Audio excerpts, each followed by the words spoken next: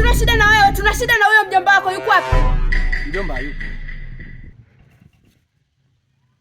Kuna nini?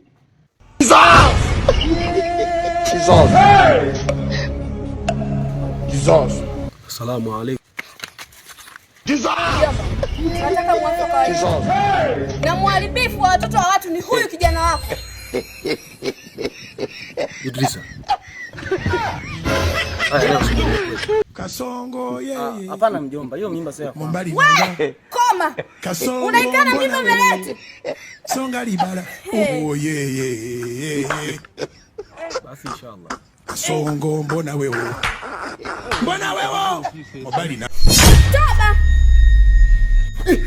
Kasongo mbona wewe? Songa libala. Oh yeye. Simnaona? Simnaona jamani? Ataelea hivyo.